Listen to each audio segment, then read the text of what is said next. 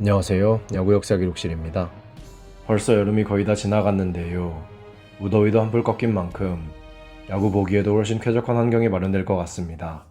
지난 영상에서는 인천 야구를 상징하는 프랜차이즈 스타 미스터 인천 김경기 선수의 명예전환 통계를 살펴보았습니다.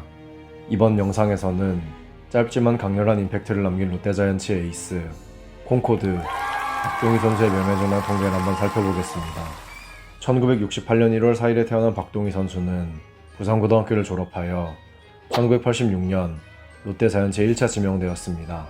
하지만 그는 롯데자이언츠 입단 대신 고려대학교 진학을 선택했는데요. 고려대학교를 졸업하고 4년 전에 자신을 지명했던 롯데자이언츠 유니폼을 입었습니다. 이때 박동희 선수는 무등산 폭격기 선동열 선수가 받은 계약금을 능가하는 1억 4천만 원을 받았는데요. 이는 당시 기준으로 신인 계약금 최고 금액이었습니다. 이후 그는 8시즌 동안 롯데자이언츠에서 활약하였고 1997 시즌 도중에 삼성 라이온즈로 트레이드되어 삼성 라이온즈에서 6시즌간 활동한 후에 은퇴를 선언했습니다. 콩코드라는 별명에서도 알 수 있듯이 박동희 선수는 정말 빠른 볼을 던지는 투수였습니다. 이런 투수들이 그렇듯 박동희 선수 역시도 제구력 불안이라는 숙제를 안고 살았는데요. 데뷔 첫 해에는 100볼넷을 넘기는 극악의 제구력을 보여주기도 했습니다. 1992 시즌에는 태업이라는 오해를 받으며 후반기에나 겨우 등판할 수 있었는데요. 비축된 체력 덕인지 후반기부터 맹활약하며 팀의 두 번째 한국 시리즈 우승에 기여하였습니다. 1993 시즌에는 방위복무로 홈경기에만 등판해야 했기에 누적 스탯은 쌓지 못했는데요. 그러다 1994 시즌에는 마무리 투수로 성공적으로 전향하였습니다. 이해 그는 31세이브를 기록하였는데요. 해당 기록은 2012 시즌 사유리 김사율 선수가 갱신하기 전까지 롯데자이언츠 단일 시즌 최다 세이브 기록이었습니다. 통산 성적은 데뷔 때부터 그가 받은 기대를 고려하면 많이 부족해 보이는데요. 이는 그가 마구잡이로 굴려진 영향도 적잖게 있다고 봅니다. 100승, 1003진, 1000이닝 아니면 100세이브 중 하나라도 달성했으면 어땠을까 하는 생각이 듭니다. 그래도 9위가 뛰어나서 9이닝당 피안타는 비교적 낮은 축에 속하는데요. 대신 탈삼진이 많을 것이란 예상과는 달리 9이닝당 탈삼진은 6.78에 불과했습니다. 거기에 제구력이 좋지 않았다는 것을 입증하기라도 하듯 9이닝당 볼넷은 4.66이었습니다. 파이어볼러는 시대를 불문하고 인기가 높은데요. 박동희 선수도 예외는 아니었는지 90년대 초반에만 4번 올스타에 선정되었습니다. 재미있게도 롯데자이언츠가 우승한 1992 시즌에는 올스타에 선정되지 못했습니다. 대신 그는 롯데자이언츠의 두 번째 한국 시리즈 우승 당시 주역으로 활약하며 우승 반지를 받았는데요. 이해 그는 한국 시리즈 MVP까지 차지하는 격경사를 맞이하였습니다. 고려대학교 재학 시절 그는 3번 국가대표에 선발되었는데요. 당대 선수들처럼 그도 프로 데뷔 후에는 국가대표와 인연이 없었습니다. 리그 1위에 오른 횟수도 그리 많지는 않은데요. 원봉에서 2번 오른 것이 전부입니다. 앞서 언급해드린 것처럼 박동희 선수는 1992 시즌 한국 시리즈 때 MVP 자리에 올랐는데요. 이는 롯데자이언츠 역사상 유일한 한국 시리즈 투수 MVP입니다. 1984년 한국 시리즈 때 MVP가 4승을 거둔 무쇠팔 최동원 선수라고 생각하실 수도 있지만 사실 이때 한국 시리즈 MVP는 유두열 선수가 차지하였습니다. 1992 정규 시즌을 돌이켜보면 염종석 선수가 정말 뛰어난 활약을 보여주었기에 한국 시리즈 우승 때도 큰 역할을 했을 것 같았는데요.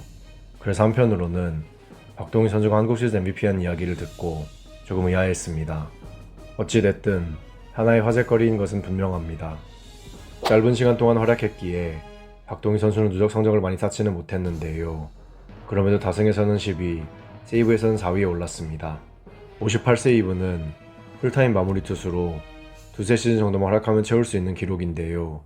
이 정도의 기록으로도 4위에 올라있다는 것 자체가 롯데자이언츠 뒷문이 상당히 불안했다는 점을 알려줍니다.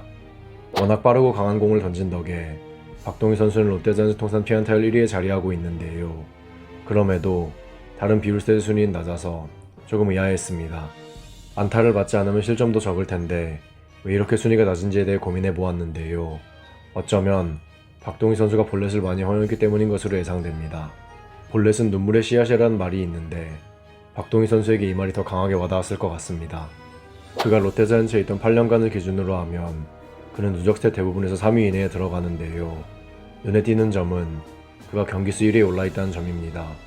선발과 불펜 로고가 쓸 뿐만 아니라 많은 완투까지 기록했으니 그의 몸이 성할 리가 없었겠죠?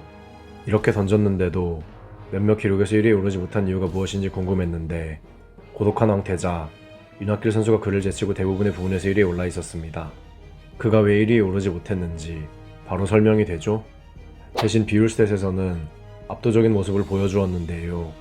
선발 투수로서의 능력은 윤학길 선수의 우위였지만 구위만큼은 박동희 선수가 더 뛰어났다는 점을 알 수 있습니다. 그래서 그는 선발보다는 불펜에서 더욱 강렬한 모습을 보여줄 수 있었는데요. 그가 조금 더 관리를 받으며 마무리 투수로 활약했다면 어땠을까 하는 생각이 듭니다. 그랬다면 롯데자이언츠 마무리 투수의 역사가 달라졌겠죠? 은퇴 후 박동희 선수는 야구계를 떠났는데요. 그 흔하다는 코치 생활조차도 하지 않았습니다. 대신 식당 운영을 하면서 아마야구 발전에 기여하고 있었는데요. 안타깝게도 2007년 3월 22일 교통사고로 세상을 떠났습니다. 갑작스럽게 세상을 떠났지만 그를 기억하고 추억하는 팬들의 마음속에는 영원히 남아있을 것입니다. 홈코드 박동희 선수의 명예정당 통계는 2021 시즌 종료 기준으로 다음과 같습니다. 리그 1위에 오르기는 했지만 완봉에서만 2번 1위에 올랐기에 블랙잉크에선 2점을 받으며 143위에 올랐습니다. 상위권이라고 보기는 조금 어려운 투수였기에 그레잉크에선 46점을 받으며 89위에 그쳤습니다. 누적 성적이 조금 아쉬운 탓에 명예전당 커리어 표준 테스트에서는 19점을 받으며 78위에 머물렀습니다. 롯데 자이언츠 시절 어느 정도 임팩트를 남긴 투수인 만큼 명예전당 모니터에서는 40점을 받으며 79위에 자리했습니다. 마지막으로 조스에서는 20.85를 기록하며 투수 중에서 71위에 올랐습니다. 통산 성적과 명예전당 통계 모두 부족하고 임팩트 역시 약한 편이었기에 박동희 선수를 명예전당에서 만나보기는 조금 어렵지 않을까 하는 생각이 듭니다. 대신 팬들 마음속에는 영원히 남아있을 것입니다. 이제 판단은 여러분께 맡기겠습니다. 박동희 선수는 명예전당에 입성할 수 있을까요? 여러분들의 의견을 댓글로 남겨주세요. 다음 영상에서는 쌍방울 레이더스의 마운드를 지킨 부동의 에이스 어린 왕자 김원영 선수의 명예전당 통계를 살펴보겠습니다.